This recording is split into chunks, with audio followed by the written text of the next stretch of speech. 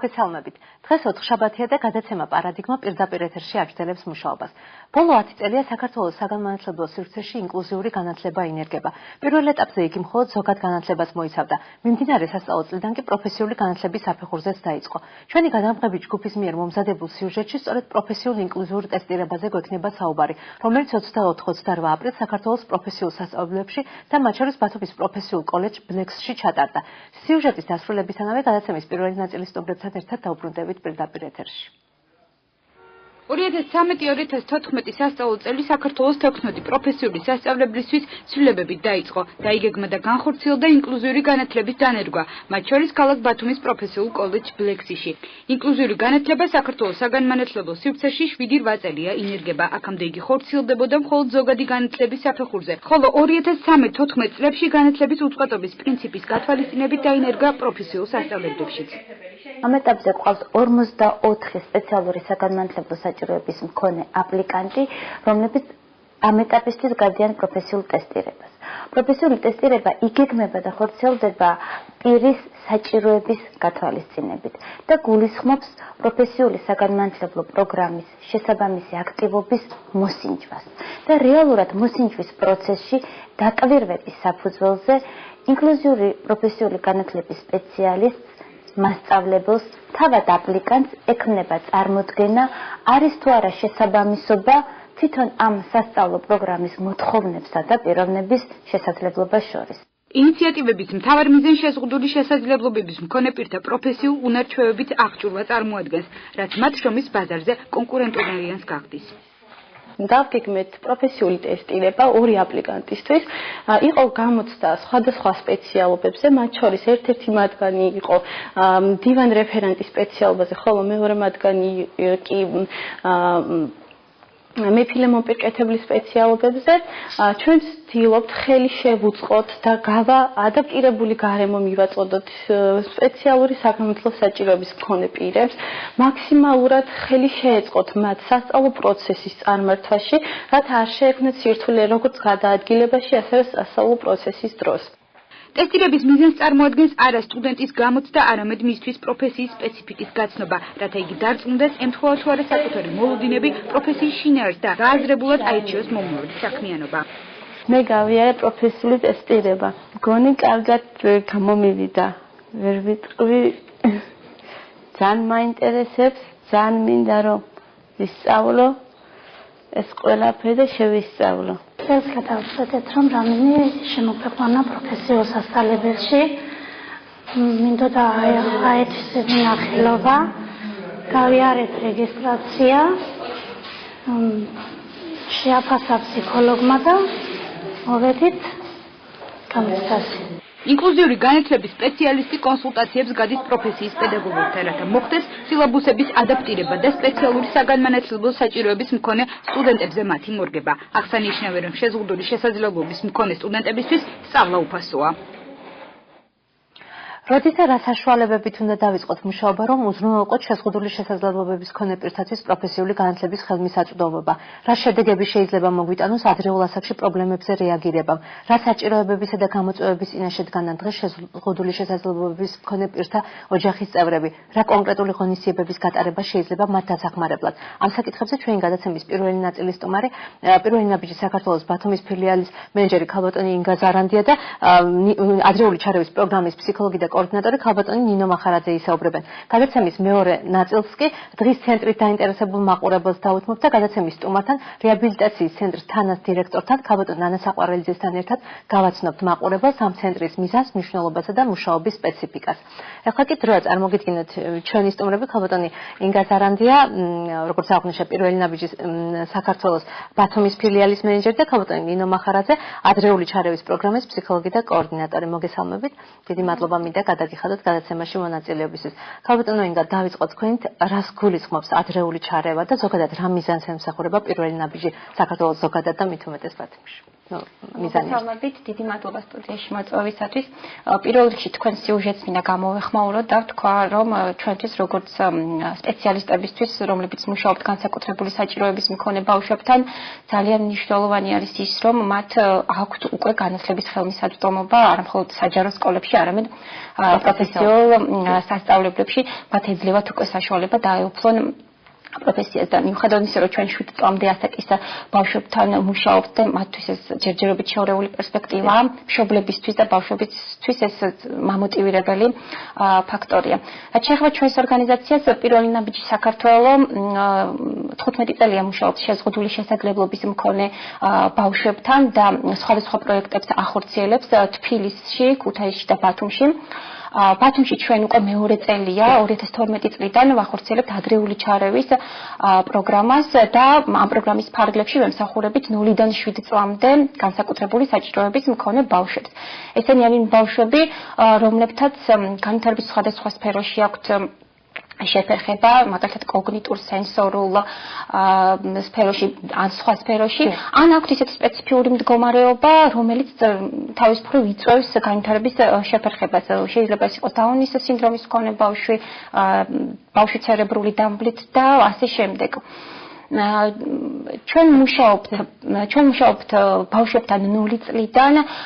ეს ნიშნავს იმას, რომ მაშინ როდესაც ხდება პრობლემის იდენტიფიცირება, თუნდაც ეს იყოს დაბადებისთანავე, ბავშვს აქვს შესაძლებლობა, რომ ჩაერთოს პროგრამაში და მიიღოს ჩვენი მომსახურება. და მიზანი ადრეული ჩარევის არის ის, რომ დროულად გამოვლინდეს ბავშვის რესურსები, მიზანმიმართულად განვავითაროთ. ადრეული ჩარევა სხვა არაფერია, თუ არა დაგეგმილი და მიზანმიმართული განვითარება, ბავშვის განვითარების ხელშეწყობა. საბოლოო მიზანი არის ის, რომ გავზარდოთ ბავშვის ფუნქციონირების ხარისხი, იმისთვის, რომ სამომავლოდ თქვათ იგივე დაეუფლოს პროფესია იყოს დამოუკიდებელი და იცხოვროს სრულფასოვანი ცხოვრებით. ქალბატონო ინგა, იმისთვის რომ თქვათ თქვენ ეს საქმიანობა განახორციელოთ, ბუნებრივია პირველ რიგში უნდა იცოდეს მშობელმა, საზოგადოებამ და პირველ რიგში მშობლებმა ამ ცენტრის არსებობის და ფუნქციონირების და დანიშნულების შესახებ. საზოგადოების ინფორმირებულობის რა გზებს იყენებთ და ზოგადად ფლობს საზოგადოება ინფორმაციას? რა თქმა უნდა ჩვენ სხვადასხვა აქტივობებს ვახორციელებთ იმისთვის, რომ ინფორმირებული იყოს საზოგადოება და ის მშობლები, რომელთაც ყავთ განსაკუთრებული საჭიროების მქონე ბავშვები. მაშინ როდესაც ჩვენ დავიწყეთ 2012 წელს ფუნქციონირება და დავიწყეთ ზოგადად ადრეული ჩარევის პროგრამა ბათუმში, ჩვენ შევეცადეთ ყველა იმ სპეციალისტს დავკავშირებოდით და მიგვეწოდებინა ზოგადად ადრეული ჩარევის შესახებ ინფორმაცია და ჩვენი სერვისის შესახებ, რომლებსაც აქვთ უშუალო კავშირი 7 წლამდე ასაკის ბავშვებთან. ეს იყო საბავშვო ბაღები, დირექტორები და მასწავლებლები და ასევე ჯანდაცვის რგოლის წარმომადგენლები, პედიატრები, ნეონატოლოგები. ჩვენ მათ მივაწოდეთ ინფორმაცია ჩვენი სერვისის შესახებ და ასევე დავარიგეთ საინფორმაციო ბუკლეტები. თუმცა თქვენი ორგანიზაციის ფუნქციონირება მნიშვნელოვანია იმ თვალსაზრისითაც, აი მაგალითად მშობელი, რომელმაც საერთოდ ვთქვათ, ანუ ეჭვის დონეზე გაუჩნდა შვილთან მიმართებაში, რომ მიშვილს აქვს რაღაცა ტიპის პრობლემა, თუმცა არ იცის ზუსტად ეს არის თუ არა პრობლემა. ასეთ შემთხვევაში ალბათ უნდა ფლობდეს დამატებით ინფორმაციას, რომ მოგზაურობა როგორ უნდა მოიქცეს ამ შემთხვევაში მშობელი. ძალიან მნიშვნელოვანი არის, რომ აი ეს სწორების სპეციალისტები, რომელიც მე ჩამოთვალე, იყვნენ ინფორმირებული ამ პროგრამის შესახებ, ზოგადად ადრეული ჩარევის მნიშვნელობის შესახებ და აწვდიდნენ ინფორმაციას მშობელს, იმიტომ რომ სამწუხაროდ მშობელი ძალიან დიდ გზას გადის, სანამ მოაღწევს, ასე ვთქვათ, ჩვენამდე. როდესაც ჩვენთან მოდის, ჩვენ რა თქმა უნდა უკვე მშობელს ვაწვდით ყველანაირ ინფორმაციას და ეს არ არის მხოლოდ ინფორმაციის მიწოდება, მუშაობის პროცესიც ჩვენი დაგეგმილი არის ის, რომ ჩვენ მუშაობთ არა მხოლოდ ბავშვთან, ანუ არ შემოვიფარგლებით მხოლოდ სპეციალისტისა და ბავშვის მუშაობით, არამედ მუშაობთ მშობელთან და მნიშვნელოვანი ფაქტორი ზუსტად არის ის, რომ ჩავთოთ ოჯახი. გავზარდოთ მათი ინფორმირებულობა ბავშვის მდგომარეობის შესახებ, დავასწავლოთ ის სტრატეგიები, რომელიც დაეხმარება მათ ბავშვის განვითარებაში. ჩემი შემდეგი შეკითხვა ქალბატონ ნინოსთან, ანუ როგორ ხდება უკვე უშუალოდ მომართვა იმ შემთხვევაში, როცა მშობელი არის უკვე ინფორმირებული და ანუ გაიგო თქვენ შესახებ, ანუ რა გზა უნდა გაიაროს იმისთვის, რომ თქვენთან უკვე ჩართულობა მოხდეს? პირველად მომართვა ძირითადად ხორციელდება სატელეფონო ზარის საშუალებით, გვიკავშირდებიან მშობლები, ვისაც აქვს სურვილი, რომ ჩაერთონ ჩვენს მომსახურებაში, თანხმდებით შეხვედრაზე. უკვე შეხვედრაზე ჩვენ განვიხილავთ ბავშვის რესურსებს, შესაძლებლობებს და საჭიროებებს და იმ შემთხვევაში თუ კი ბავშვი აკმაყოფილებს კრიტერიუმებს იმისათვის, რომ ჩაერთოს ადრეული განვითარების პროგრამაში, ანუ ეს კრიტერიუმები გულისხმობს ბავშვი უნდა იყოს აუცილებლად 0-დან 7 წლამდე, უნდა ქონდეს განვითარების შეფერხება ან განვითარების შეფერხების რისკი. ამ შემთხვევაში ბავშვი ერთვება პროგრამაში. იმ შემთხვევაში თუ კი ბავშვს ჩვენთან მოსულ ბავშვს ესაჭიროება სხვა მომსახურება, ჩვენ შეძლებით დაგვარად ვამისამართებთ შესაბამისი მიმართულებით. რაც შეეხება მომართვის სიხშირეს, რამდენად ხშირია მომართვა და ძირითადად ვისგან ხორციელდება, ეს არის მშობელი, სკოლა, საგანმანათლებლო დაწესებულებები, სკოლა, საწყისი ეტაპი ბუნებრივი ან საბავშვო ბაღები, ჯანდაცვის სფერო თუ ვინ? იმ ფაქტის გათვალისწინებით, რომ გაცილებით მეტ ბავშვს ესაჭიროება ადრეული განვითარების პროგრამაში ჩართვა, ვიტყოდი, რომ არ არის ხშირი მომართვა. ამისი მიზეზი შეიძლება მრავალი იყოს, თუმცა უმთავრესი მაინც არის ის, რომ ადრეულ ასაკში, გულისხმობ 0-დან 3 წლის ასაკს, ძირითადად პრობლემის იდენტიფიცირდება ძალიან ჭირს. საქართველოში სამწუხაროდ მშობლები ძირითადად ბავშვის განვითარების პრობლემებს უკვე ხედავენ, როდესაც ბავშვი უნდა წავიდეს სკოლაში, წინა სასკოლო პერიოდში და სწორედ ამ დროს ამასაკის ბავშვების მშობლები მოგმართავენ ყველაზე ხშირად. ქაბატონო ნინო, ინგა უკაცრავად, თქვენს შემთხვევაში, თქვენ ახდენთ ოჯახში მომსახურებასაც, თუ ეს არის მხოლოდ თქვენთან ადგილზე მომსახურება და თქვენი ინიციატივით თუ შედიხართ ორგანიზაციებში, თქვათ არაუკენ მომსახურებისთვის, არამედ თქვათ იგივე ინფორმაციის მიწოდების ან რაღაც კონსულტაციებისთვის. დიახ, ჩვენი მუშაობის ძირითადი პრინციპი არის ზუსტად ის, რომ მოხდეს მუშაობა ბავშვისთვის ბუნებრივ გარემოში. ეს არის ოჯახი, მშობლის მომართვის საფუძველზე შესაძლებელია იყოს საბავშვო ბაღი ან სკოლა, თუ ბავშვი მოცემული მომენტისთვის არის ჩართული საგანმანათლებლო დაწესებულებაში და ძალიან იშვიათ შემთხვევაში არის ჩართული ჩვენთან ცენტრში. ძირითადად მაინც ბუნებრივ გარემოში ვცდილობთ, რომ ვიმუშაოთ ბავშვთან. ამას აქვს სისტემატური სახე, რა თქმა უნდა, ამას ინდივიდუალური ხასიათი აქვს ყველა ბავშვთან, თუმცა სისტემატურად ხორციელდება მუშაობა ბავშვებთან.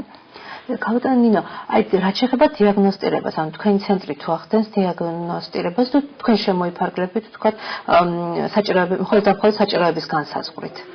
დიაგნოსტირება ჩვენთან არ ხორციელდება, თუმცა ყოფილა შემთხვევები, როდესაც მშობელს მოუმართავს გარკვეულწუხილებით.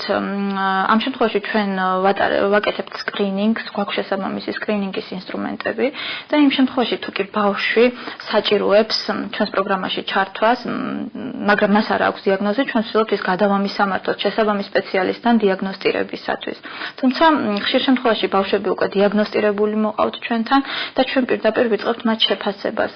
აქვე მინდა აღვნიშნო, ჩვენი შეფასების ინსტრუმენტები ეს არის ძალიან მაღალი დონის საერთაშორისო დონეზე აღიარებული ინსტრუმენტები, რაც საშუალებას გვაძლევს ბავშვი შევისწავლოთ დეტალურად, გქონდეს ზუსტი ინფორმაცია მის შესაძლებლობებზე და საჭიროებებთან დაკავშირებით და დავგეგმოთ სწორი მიმართულებით, დავგეგმოთ მიზნები, ბავშვთან სამუშაო მიზნები.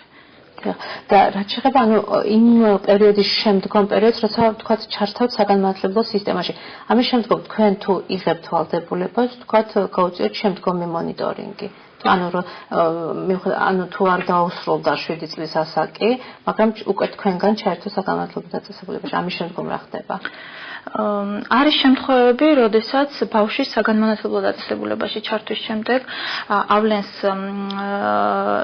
იმ პრობლემებს, რომლებიც მანამდე შეიძლება არც კი ქონია და არ გქონია ამ პრობლემასთან შეხება. ამ შემთხვევაში თუ კი არის მომართვა მშობლის, ჩვენ და რა თქმა უნდა თანხმობა საგანმანათლებლო დაწესებულების დირექციის, ჩვენ ვცდილობთ ჩავერთოთ, აქტიურად ვიმუშაოთ ბავშვთან და ვითანამშრომლოთ პედაგოგებთან, ბავშვის პედაგოგებთან. ქაბატონო ინგა, არსებობს დედების ჯერ კიდევ ფეხმძიმნობის პერიოდში ინფორმირების, რაღაც მათი განათლების დონეზე ზრუნვის პრაქტიკა. ამ თვალსაზრისით ხომ არ, ვინ უნდა იკისროს ეს ფუნქცია პირველ რიგში და თქვენ ხომ არ გეგმავთ, თქვათ, რაღაც ნაბიჯების გადადგმას? კარგი იქნება თუ ამ ფუნქციას სამშობიარო სახლები აიღებენ საკუთარ თავზე, იმიტომ რომ ფეხმძიმე ქალბატონებს სწორედ სამშობიარო სახლებთან აქვს ყველაზე ხშირი შეხება და კარგი იქნება თუ მომავალი დედები იქნებიან ინფორმირებულები შვილის ადრეული განვითარების შესახებ, ანუ ტიპიური განვითარების შესახებ. და რაც შეეხება ზოგადად განსაკუთრებული საჭიროების მქონე ბავშვების მშობლების ინფორმირებულობას, ჩვენ ნამდვილად ვგეგმავთ ამ მიმართულებით მუშაობის გაძლიერებას, მუშაობთ პროექტზე, რომელიც იქნება მიმართული სწორედ იმისკენ, რომ მშობლებს მივაწოდოთ საჭირო ინფორმაცია ბავშვის მდგომარეობის შესახებ, დავასწავლოთ გარკვეული სტრატეგიები, როგორ იმუშაონ ბავშვებთან, რა მიმართულებით, ვიმუშაოთ იმაზე, რომ რეალისტური მოლოდინები გქონდეთ საკუთარი შვილების მიმართ. ეს იქნება მამის იქნება ტრენინგების სახე, ჯგუფური შეხვედრების სახე და ასევე ინდივიდუალური კონსულტაციების სახე. იმედი მაქვს, რომ ძალიან მალე ჩვენ დავიწყებთ ამ პროექტს. და ამ ეტაპზე თქვენ დასაწყისშიც ახსენეთ, რომ ანუ აქ არ არის მხოლოდ ბავშვთან მუშაობა, ანუ გარკვეული სამუშაოები ტარდება მშობლთანაც, ანუ რა კეთდება იმისთვის, რომ მშობლებმა, რომლებიც პირველ ეტაპზე შედარებით კი არა შეიძლება აბსოლუტური ინფორმაციის გარეშე მოვიდნენ თქვენამდე, ანუ შემდგომ რითი ეხმარებით? როგორც ნინომ აღნიშნა, ხდება ბავშვის შეფასება და ჩვენ ვაწვდით ამ შეფასების შედეგებს მშობლებს.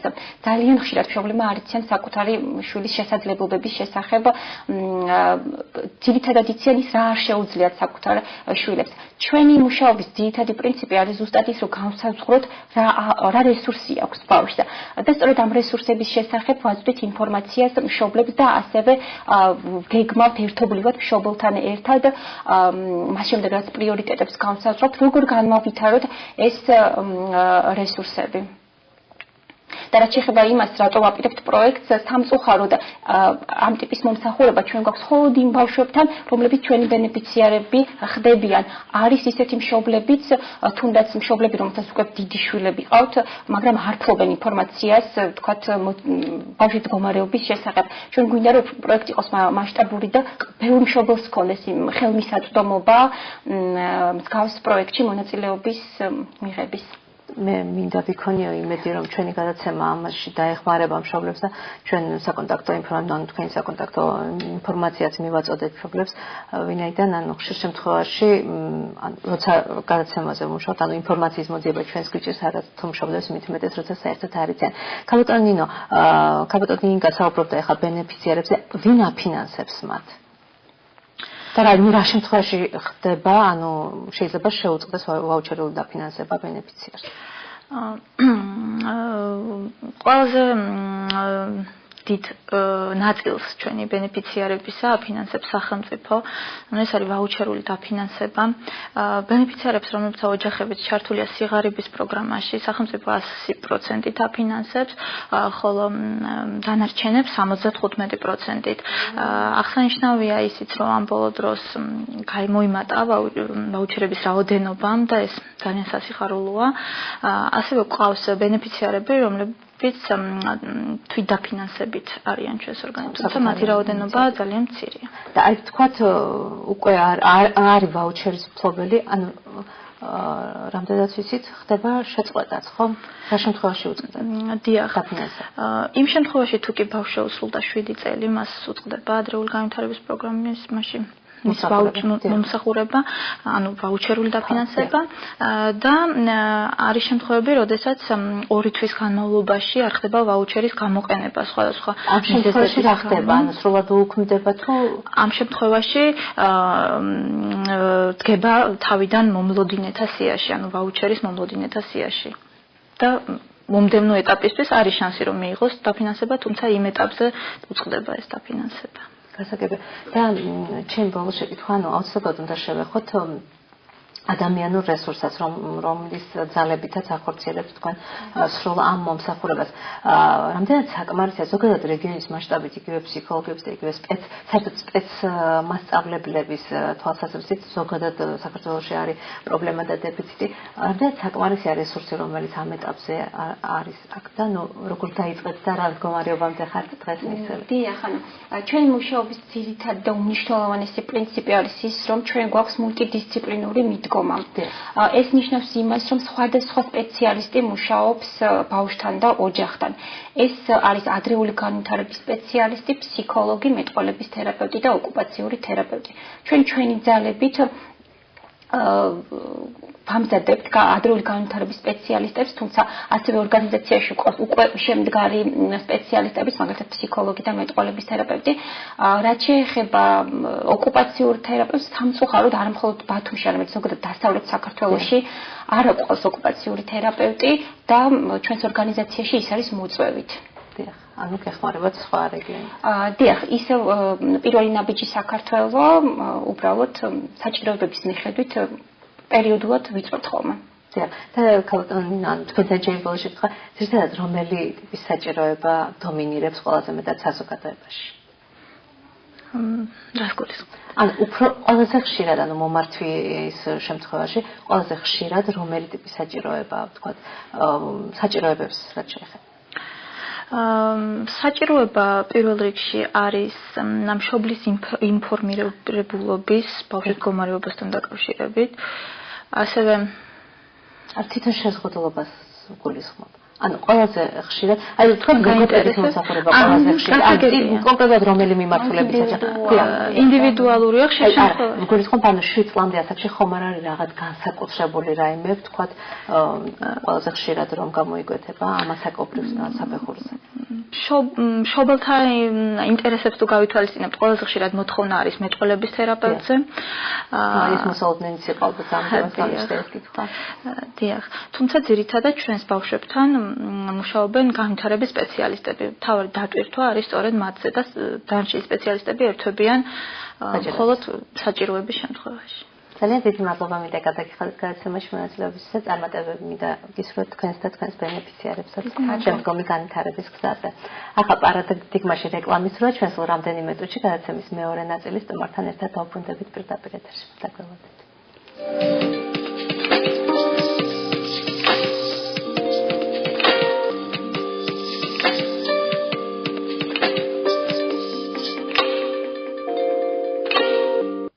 დებით პირდაპირ ეთერში და წარმოგიდგენთ გადაცემის მეორე ნაწილის სტუმარს ქალბატონი ნანა საყვარელიძე, რეაბილიტაციის ცენტრ თანას დირექტორი.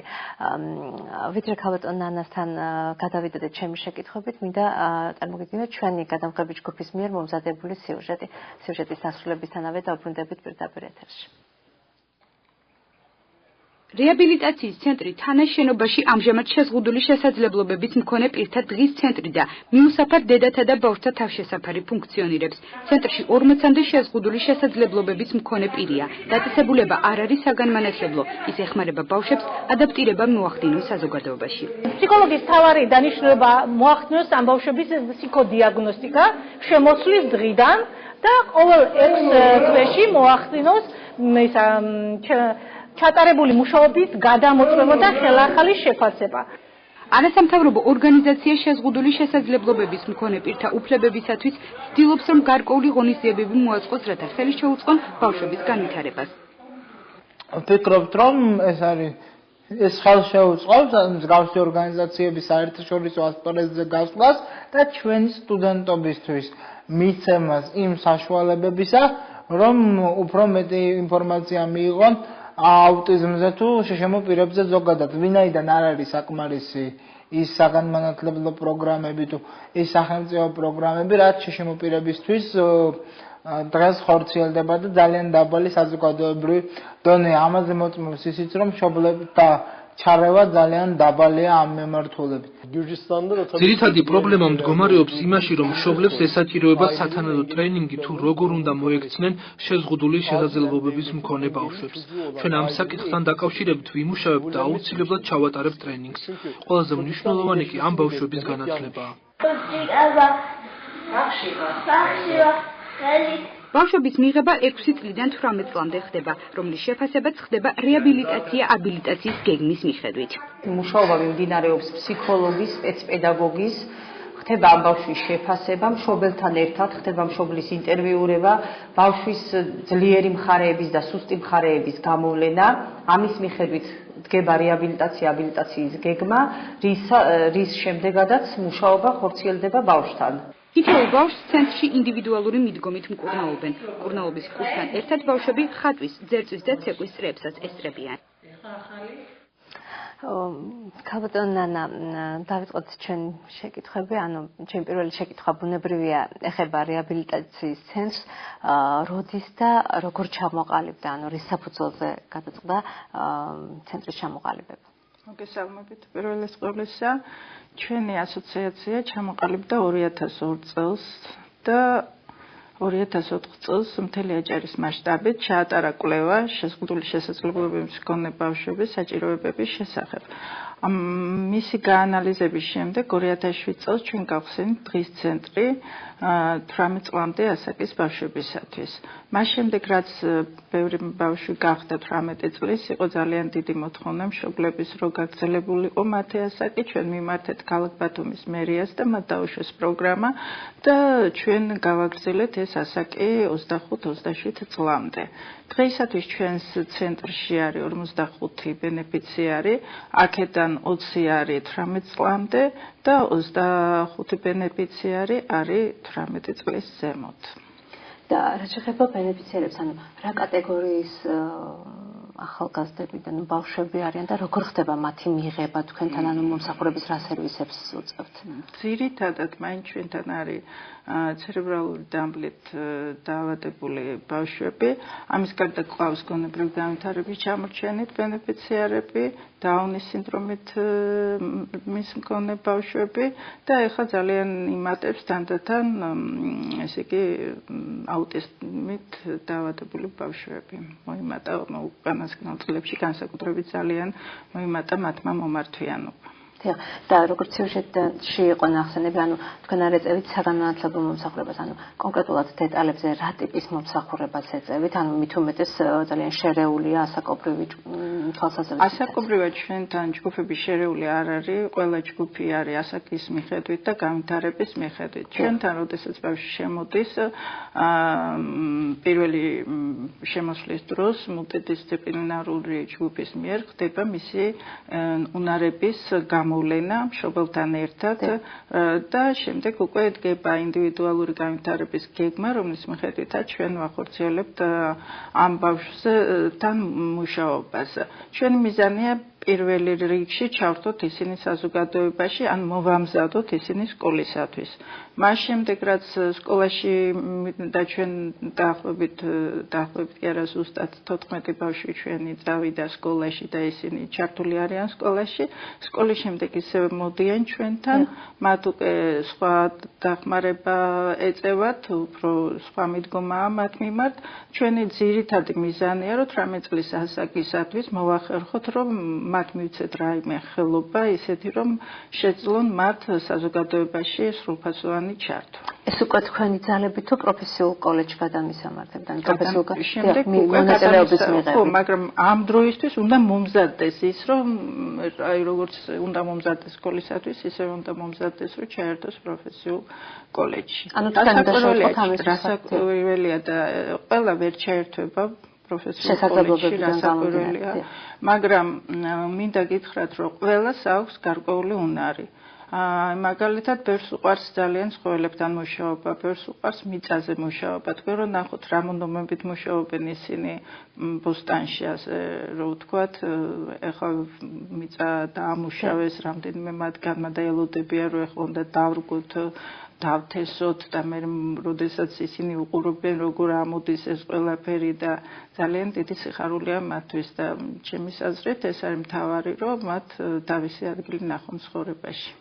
ქალბატონ ნანა, თქვენ ახსენეთ, სკოლიდან ისევ ბრუნდებიან თქვენთან, ამ მომსახურებას ეწევა ისევ ცენტრი თუ ეს უკვე დამოკიდებულია მშობელზე, არა, სკოლაში ისინი დადიან 2-3 საათის განმავლობაში და შემდეგ მათ ეკუთვნით 4 საათიანი მომსახურება უკვე ჩვენთან. ეს განსაზღვრულია, იმიტომ რომ 6 საათზე მეტი ძირითადად ეს ბავშვი ვერ რჩება ესეთ დატვირთვას მეც ვერ უძლებს და ამიტომ 6 საათი არის განსაზღვრული დღის ცენტრში მისი ყოფნა ყოველდღიურად.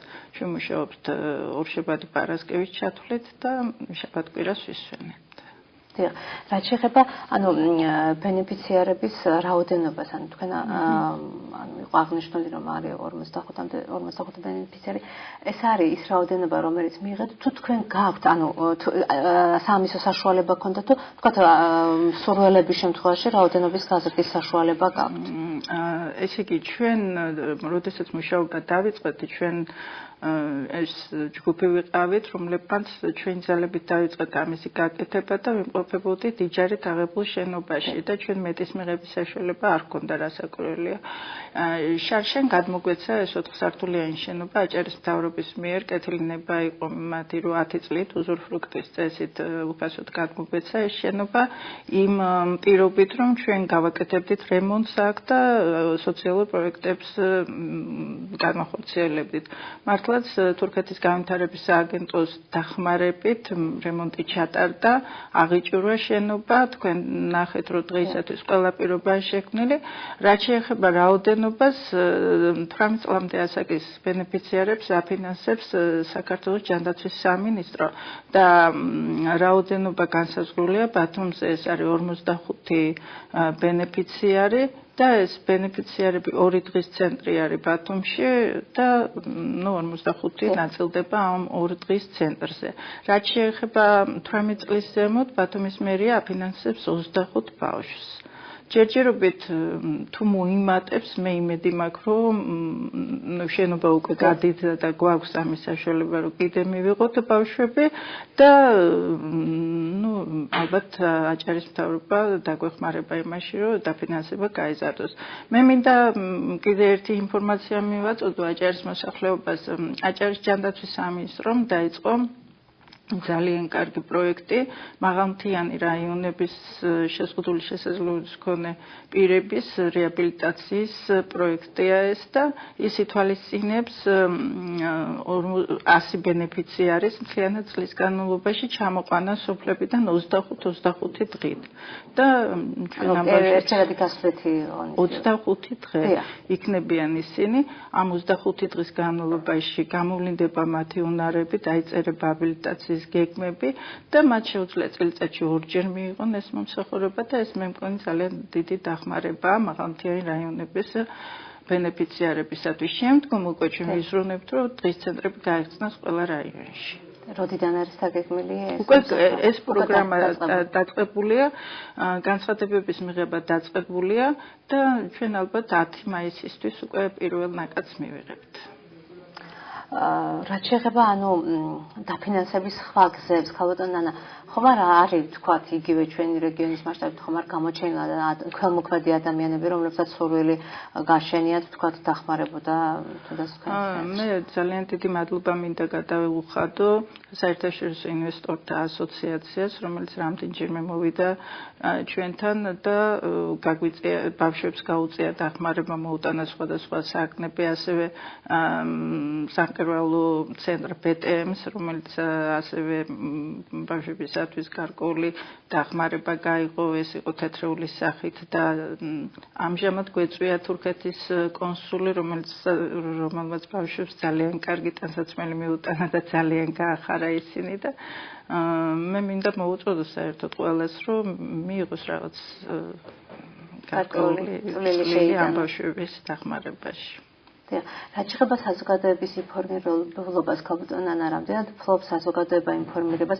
ბუნებრივია ეს ისეთი საკითხია, როცა ვთქვათ, მშობელი ამ საჭიროების წინ დგას, ბუნებრივია რაღაც გზებს ეძებს, თუმცა შეიძლება ინფორმაციის უქონობის გამო ანუ საზოგადოების გარკვეულ ნაწილს ესეთ ბავშვები ყავდეს სახლში. იცით რა, ძალიან დიდი წინსვლა ამ წლების განმავლობაში და ჩვენ მუშაობა დავიწყეთ, ეს მარტო ჩვენზე ძალიან დასაკვირველია. პირველად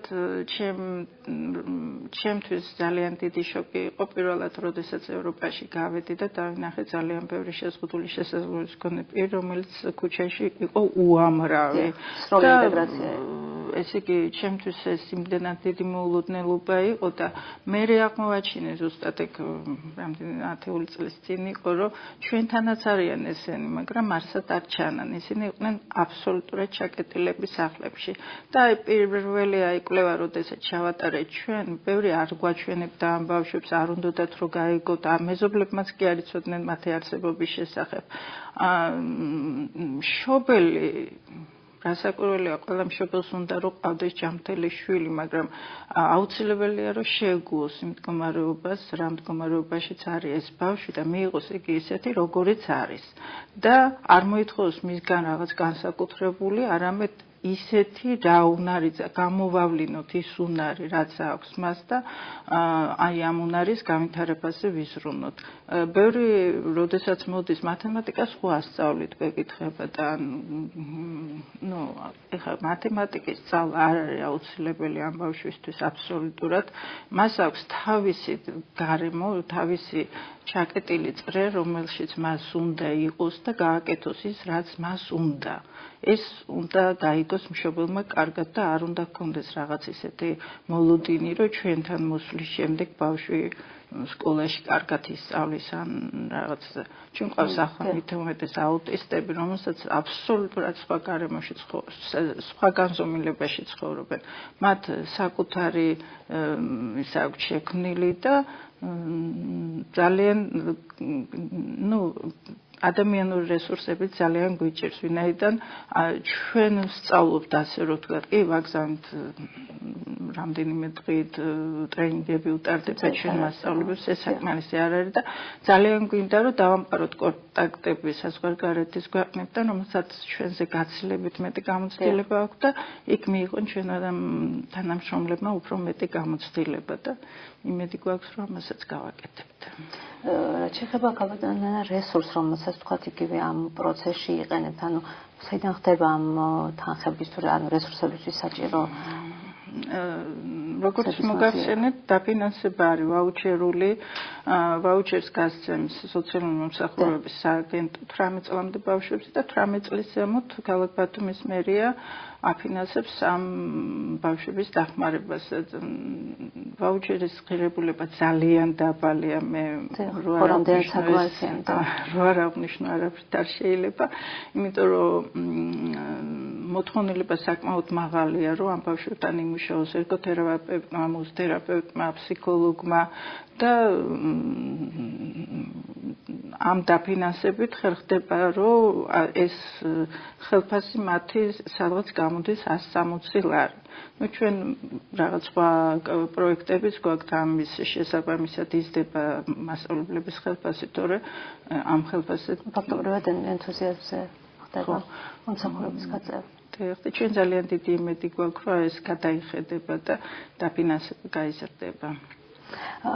მithumetes იმდენ სასიკეთო საქმეს აკეთებენ. ქავტონანა, თუ ხდება თქვათ ვადაზე ადრე გაყვანა ბავშვს, ანუ 17 წლამდე უნდა იყოს თქვენ და აი რა თუ ხდება და რა შემთხვევაში ჩვენ არ გქონია ეგეთი შემთხვევა, ჩვენ გქონდა რამდენიმე შემთხვევა, რომ ორი ბავშვი გავწერეთ ჩვენ იმის გამო რომ არ გქონდა რესურსი მათთან მუშაობის, აი აგრესიული ბავშვები იყვნენ და უქმნიდნენ ჯგუფში ადაპტაციები. ხო, სხვა ბავშვებს საშიშროება ექნებოდათ. თორე ასე რომ გაეყვანათ ბავშვი ჩვენგან არ ყოფილა ესეთი შემთხვევა. დიახ, და ანუ თქვენგან წასულ ბავშვებს ანუ ამ წლების გამოსლებამ თუ აქვს თქვენთან კონტაქტი? თუ ეს უკვე მშობელზეა დამოკიდებული? რასაკვირველია, ჩვენ მუდმივად კონტაქტში ვართ ერთმანეთთან და თითქმის როგორც გითხართ, არ გაწერილა ჩვენგან ბავშვები. არა, უკვე ასაკობრივი ნიშნით, როცა მაინც არიან ჩვენ როგორც გითხართ 2007 წელს ჩამოყალიბდით და 2007 წლიდან 6 წლის განმავლობაში ბავშვების გადინება მოხდა ორი ბავშვი წაიყვანეს რუსეთში საცხოვრებლად და აი წელს იყო ჩამოსული ერთი აუცილებლად მოითხოვა ჩვენი ნახვა მოიყვანა მშობელმა და იყო ძალიან თბილი შეხვედრა ჩვენ შორის. აუცილებლად უნდა შევეხოთ მშობლებსაც, ანუ ძალიან ბევრია ამ საკითხში დამოკიდებული ზოგადად მშობლებს. თქვენი მშობლები. კი, გულისტკივილით მინდა აღნიშნო რომ მე ჩვენ არა გვაქვს დახმარება მშობლის მხრივ როგორცაც ველით. ჯერ კიდე ჰიპოკრატე ამბობდა, რომ როდესაც ავანტყოფი და მოდის ექიმთან, იქ არის სამი: ექიმი, ავანტყოფი და ავანტყოფობა. ჩვენ შემთხვევაში 4 ვარ ჩვენ: ავანტყოფობა, მშობელი, ბენეფიციარი და ჩვენ. და თუ ჩვენ ერთმანეთს ყველა მხელი არ შევუწყვეთ, არაფერი არ გამოვა. ჩვენ ეხლა ვახორციელებთ კიდე სხვა პროექტს რეაბილიტაციისა, სადაც ჩართულია ფსიქოლოგიური დახმარება, მშობლების ფსიქოლოგიური დახმარებაც და წარმოიდგინეთ, რომ ჩვენ ვრეკავთ მშობელთან, თხოვთ რომ მოვიდეს, რომ ფსიქოლოგი გაესაუბროს და უმრავლეს შემთხვევაში ვერ ვაღწევთ ამას. ჭერს კონტაქტი. და ჩემი ბოლო შეკითხვა ქალბატონ ანა, ტერიტორიული ნიშანი, ანუ თქვენ ცოტა ქალაქ გარეთ ფუნქციონირებთ, ანუ ხომ არ ახდენს გავლენას, ანუ სურვილთა რაოდენობაზე, ან ხომ არ ყოფილა, ხომ არ არის ამაზე თქვა რაღაცა ტიპის პრეტენზია. ცენტრის მომსახურება მოიცავს ტრანსპორტირებას, ანუ ჩვენ თვითონ ვახდენთ ტრანსპორტირებას. მიუხედავად იმისა, თქვა რომელი უპნიდან უწევთ თქვენთან. ჩვენ ვემსახურებით ბათუმს ძირითადად და ნუ რამდენიმე ბავშვი ყავს თავიდანვე ხალბაჩაურიდან დააღავტვით იმ ბავშვებს. დილით ჩვენ მოვყავს ეს ბავშვები, ყველას ვაკითხავთ ბინაში და საღამოს ვაბრუნებთ ოჯახებში. ჩვენ ეს გარკვეულ დროს მოითხოვს. წესით ჩვენ არა გვაქვს ვალდებულება, რომ სახლში მივაკითხოთ ამ ბავშვებს. უბრალოდ უნდა უზრუნველყოთ ტრანსპორტირება, ანუ შეიძლება გადაუხადოთ რაღაც თანხა და მოიყვანონ თვითონ, მაგრამ გვირჩევნია, რომ ესე ორგანიზებულად მოხდეს მათი მოსვლაც და წასვლაც და ამიტომ ამ გაგებით ეს სიშორი არ ახდენს გავლენას, მაგრამ არის მეორე პროგრამა, რომელსაც ჩვენ ახორციელებთ, ეს არის ბავშვთა ცერებრალური დამლით დაავადებულ ბავშვთა რეაბილიტაციის პროგრამა. ამ შემთხვევაში რასაკვირველია, სიშორე მოქმედებს, ამიტომ ჩვენ ვთხოვეთ ბათუმის საკრებულოს, რომ ერთი ავტობუსი მაინც 15 ნომერი დანიშნო ისა 15 ნომერ მარშრუტს მომსახურებოდა სპეციალიზირებული ავტობუსი, რომელიც არის მორგებული ესეთ შეზღუდული შესაძლებლობის მქონე ბავშვებზე და დანიშნული იყო ერთი სამარშრუტო ტაქსი, რომელიც ივლიდა ჩვენს დაწესებულებამდე. ნუ იმედია, რომ ეს მოხერხდება. ძალიან დიდი მადლობა მინდა გადაგიხადოთ ქალბატონ ანა გადაცემაში მონაწილეობისთვის და წარმატებები მინდა გისურვოთ თქვენ საქმიანობაში. მადლობა თქვენ, იმიტომ რომ ესეთი გადაცემები ყოველთვის ხელს შეუწყობს ამ ბავშვების ინტეგრაციას საზოგადოებაში. დიდი მადლობა. მე ძალიან ბედნიერი ვიქნები თუ მშობლებისთვის, თუნდაც ერთი მშობლისთვის ჩვენი გადაცემა გახდება რაღაც წინსვლის და დაინტერესების საფუძველი. დიდი მადლობა. საუკეთესო საწყისი ეტაპი, საიდანაც შეზღუდული შესაძლებლობის მქონე ნებისმიერ ბავშვთან ურთიერთობა უნდა დავიწყოთ, მაინც გვერდით დგომა და პრობლემის გათავისებაა. არიან ადამიანები, რომლებმაც იციან თუ რას გრძნობენ ამ ბავშვების მშობლები და რომლებსაც აქვთ დახმარების სურვილიც და საშუალებაც. არიან სხვა მშობლებიც, რომლებიც იგივეს გრძნობენ, რადგან ეს გზა უკვე გამოიარეს და ყველაზე მეტად ესმით მათი და ბოლოს არსებობს მომსახურების სერვისები, რომლის სარგებლობაც ხელმისაწვდომია ნებისმიერი მათგანისთვის. ასე რომ მთავარი მაინც პირველი ნაბიჯის გადადგმა. დღეს მე ამით გემშვიდობებით და წარმატებულ სამუშაო დღეებს გისურვებთ. ჩვენ მომავალ ოთხშაბათს ზუსტად 21 საათსა და 15 წუთზე დავბრუნდებით პირდაპირ ეთერში. ნახვამდის.